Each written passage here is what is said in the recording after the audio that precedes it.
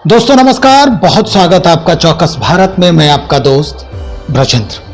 भाई नीतीश कुमार जो मुख्यमंत्री हैं बिहार के, उनके आमंत्रण पर एनडीए के जितने भी लोग हैं, पार्टी के जितने भी वरीय जो पद पर आसीन लोग हैं, वो सारे नीतीश कुमार के यहाँ पहुंच गए।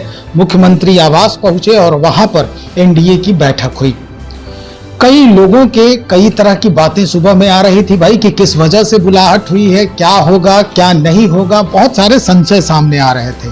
लेकिन उसके बाद जो सामने बातें आई है वो हम आपको सीधा लाइव सुनवाने का प्रयास करते हैं कि वहां क्या क्या हुआ। और कई ऐसी बातें हैं जो अभी तक समझ से परे हो गई है, उसे भी हम समझाने का प्रयास करेंगे। तो चलिए हम शुरुआत करते हैं। आज इसी बात पर हमारा साथ देंगे राजेश भट्ट साहब हैं, लोजपा रामविलास के प्रमुख प्रवक्ता हैं। ये भी उस कार्यक्रम में, उस मीटिंग के दौरान वहां पर मौजूद थे। क्या कुछ हुआ सर वहां, कैसे कैसे नीतीश बाबू आप लोगों को टास्क दिए हैं, क्या कुछ परिवर्तन होगा? नहीं, टास्क नहीं दिए हैं। एक जनप्रतिनिधि का जो दायित्व होता है, उस दायित्व का उन्होंने बोध कराया है। और वह इसलिए कराया है कि बिहार में जो बदहाल की स्थिति थी, जो भ्रष्टाचार की स्थिति थी, जो जंगल राज की स्थिति थी, कल उन्होंने बड़े विस्तार पूर्वक उसकी चर्चा करते हुए उन्होंने अपने अनुभव को बताया कल कि बिहार को उस बर्बादी और बदहाली से मैं कैसे यहां विकास के रास्ते पर पहुंचाया। एक तो वो, दूसरा जो पांचों दल की संयुक्त बैठक कल एनडीए की जो बैठक रखी गई, वो समझ लीजिए कि एक अप्रतिम पहल है एनडीए के लिए। और यह संकल्प भी लिया गया कि प्रदेश से पंचायत तक, बूथ स्तर तक आपसी समन्वय ज्यादा से ज्यादा कैसे बढ़े, इसके लिए तमाम स्तर पर बैठकों का दौर अब जारी होगा, आज से अगले चुनाव तक। और 2025 में हम लोगों ने 2020 का लक्ष्य रखा है, 220 का लक्ष्य रखा है, 220 का लक्ष्य रखा है। इस बार मुझे नहीं लगता कि 220 ये बहुत कम हमको लग रहा है, क्योंकि देखिए कोई प्रतिद्वंदिता अब रह नहीं गई है। एक तरफ परिवारवाद है और एक तरफ विकास है। एक तरफ लूट, हत्या, भ्रष्टाचार, जंगल राज है, एक तरफ शांति, जनमानस में शुचिता, मतलब आपस में कैसे सामाजिक समन्वय, सद्भाव और सबका साथ सबका विकास, ये अपने आप में एक बहुत बड़ी पहल है। और यह मैं समझता हूं कि बहुत आगे ले जाएगा एनडीए को। तमाम कल एनडीए के घटक दलों के सभी वरीय सांसद, सभी पार्टी के प्रदेश अध्यक्ष, सभी सांसद, सभी जिलाध्यक्ष और तमाम पार्टी के प्रदेश के पदाधिकारी वहां मौजूद थे। और सबकी उपस्थिति में नीतीश कुमार जी ने एक विस्तार से चर्चा की और भी लोगों ने अपने अपने संबोधन दिए, अपने अपने सुझाव दिए। और सुझाव के बाद एक विमर्श की जो निष्कर्ष है वह यही है कि आपसी समन्वय इस तरह से बनाया जाए, इसके लिए तमाम स्तर पर बैठकों का दौर जारी हो और जो विकास की योजनाएं चल रही हैं उनको जल्द से जल्द मूर्त रूप दिया जाए। और जो किए गए 20 सालों के अंदर जो बिहार के विकास के लिए माननीय नीतीश कुमार जी ने जो काम किया है, उसको जन जन तक पहुंचाने का, अवगत कराने का काम हम लोग करेंगे। चलिए, बड़ी बात है। और खास करके अगर मुखिया राज्य का इस तरह से संज्ञान ले रहे हैं तो निश्चित तौर पर विकास की बात तो होगी और विकास करेगा बिहार। लेकिन अब सवाल जो है बहुत सारे खड़े हो रहे हैं। सबसे पहला सवाल ये कि नीतीश कुमार को ये फील हो रहा है कि भाई हमारे ऊपर भारतीय जनता पार्टी के तरफ से दबाव बनाया जा रहा है। इसलिए भी ये जताने की कोशिश की जा रही थी नीतीश कुमार जी के द्वारा कि भैया हम जिस आधार पर काम करना चाहते हैं हमें उस आधार पर काम करने दीजिए। क्योंकि वो बार बार ये कह रहे थे कि नीतीश कुमार जब तक है तब तक बिहार में एनडीए की सरकार है। शायद आपको याद हो। नहीं, इस तरह की कोई बात उन्होंने नहीं कही और कोई प्रेशर पॉलिटिक्स नहीं है। उन्होंने एक अच्छी पहल की है और उन्होंने बराबर समभाव से समदर्शी नेता का जो है कल परिचय उन्होंने दिया, सभी पार्टियों को समान रूप से सम्मान दिया और जब वो हॉल में प्रवेश कर रहे थे सबका बारी बारी से घूमकर पूरे सभा के अंदर उन्होंने अभिवादन किया।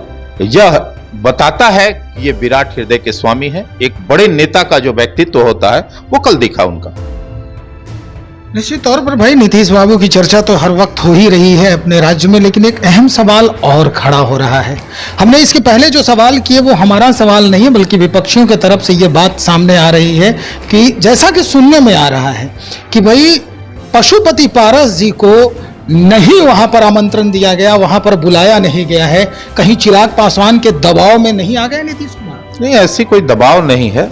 किसे बुलाया जाएगा किसे नहीं बुलाया जाएगा एनडीए में बड़े नेताओं ने तय किया होगा। इस पर हमारी जानकारी कमजोर है और इस पर हम अभी कुछ नहीं बोल सकते जब तक हमारी जानकारी पुष्ट नहीं। नीतीश कुमार के यहाँ कल बुलाहट में आपके नेता भी वहां नहीं पहुंचे? नहीं, हमारे नेता देखिए बहुत शॉर्ट टाइम में ये जो है बैठक रखी गई थी और हमारे नेता मंत्री भी हैं। माननीय मंत्री के पास बहुत सारे मंत्रालय का भी दायित्व होता है और दिल्ली में कई दायित्वों के से घिरे रहते हैं। तो पूरा कायनात, हमारे सांसद, हमारे प्रदेश अध्यक्ष, हमारे संसदीय बोर्ड के अध्यक्ष, हमारे प्रधान महासचिव, तमाम मुख्य प्रवक्ता, मतलब सब लोग उपस्थित थे सिवाय चाचा भतीजा के। वो अलग बात है, वो आप लोग के द्वारा अलग अलग तरीके से इंटरप्रेट किया जा सकता है, लेकिन मैं इस पे कोई टिप्पणी नहीं करूंगा। अच्छी बात है, टिप्पणी नहीं करेंगे। तो अब ये जो है भट्ट साहब, ये समस्या जो है ये सुलझेगा, क्या लगता है आपको? क्योंकि जो कयास लगाए जा रहे हैं, अब ये कहा जा रहा है कि जदयू में दो फाड़े हैं, एक जो भारतीय जनता पार्टी के तरफ ज्यादा झुकाव रखने वाला है और दूसरा जो है वो भारतीय जनता पार्टी के खिलाफ है, और इसीलिए कई बार द्वंद्व की स्थिति जदयू में देखा जा चुका है। तो अब ये परिस्थिति क्या सामने आने वाली है कि अगर विधानसभा चुनाव में उस पार्टी को ओहदा नहीं मिलता है, चूंकि एनडीए में है, ओहदा उतना नहीं मिलता है, तो फिर से ये कोशिश होगी कि नीतीश बाबू फिर महागठबंधन की ओर रुख करें? कल ये भी बताने का देखिए, ऐसी कोई बात नहीं होगी, कोई भी फाड़ नहीं है, कोई भी खाड़ नहीं है। ये तय मान लीजिए कि पूरा इंटैक्ट एनडीए है। सभी दल अपने आप में बहुत मजबूती से लड़ने का कल उन लोगों ने संकल्प लिया। सभी लगभग बड़े नेता वहां उपस्थित हुए, सब लोगों ने अपने सुझाव दिए। आने वाला दिन मैं आपको बता दूं कि कल की बैठक जो है घमंडिया गठबंधन के ताबूत की अंतिम कील बनने जा रही है। अच्छा, एक वर्ष पहले जिस संकल्प के साथ एनडीए आगे बढ़ रही है, 2020 छोटा लक्ष्य हो जाएगा। 2020 देख लीजिए, 220, 2025 में 220 फिर से नीतीश। अच्छा, 2025 220 फिर से नीतीश। कहीं कोई शक नहीं है, पूरा एनडीए इंटैक्ट है, एक स्वर में अपने नेता का चुनाव कर चुका है और माननीय नीतीश कुमार जी के नेतृत्व में 2025 2020 के पार जाएगा। इस गठबंधन के बाद आपके राष्ट्रीय नेता का कुछ बयान आया? बता तो रहा हूं कि वो मंत्रालय के किसी व्यस्तता में होंगे, लेकिन हमारी तो मतलब पूरी कायनात, पार्टी के सभी वरीय पदाधिकारी वहां पहुंचे हुए थे, सांसद पहुंचे हुए थे, ऐसी कोई बात तो है नहीं। चलिए, बहुत शुक्रिया जानकारी देने के लिए। हमारे साथ राजेश भट्ट साहब बातचीत कर रहे थे इस मुद्दे पर कि कल बैठक में क्या कुछ हुआ है, लेकिन जो कयासों के बाजार राजनीतिक गलियारों में गर्म हो रहे हैं वो हम आपको सुनवा रहे हैं, बता रहे हैं, और ये भी कोशिश कर रहे हैं और लोगों से भी हम जानने का प्रयास करेंगे कि आखिर अंदर खाने में क्या कुछ चल रहा है। पशुपति पारस और चिराग पासवान दोनों का वहां नहीं पहुंचना कुछ न कुछ तो बात जरूर है, ये कहता है। दूसरी बात यह कि एनडीए के तरफ से बैठक हुई, नीतीश कुमार वहां रहे, और नीतीश कुमार जी का बार बार ये कहना कि अब चाहे कुछ भी हो जाए, नीतीश कुमार जब तक है बिहार में एनडीए की ही सरकार बनेगी। इसके पीछे का जो परोक्ष जो बातें हैं वो क्या हो सकता है, ये समझा जा सकता है। तो चलिए, हमें और इंतजार है और लोगों का क्या कुछ उधर से बयान आता है, फिर हम आपसे रूबरू होते हैं। बने रहिए हमारे साथ, बहुत शुक्रिया।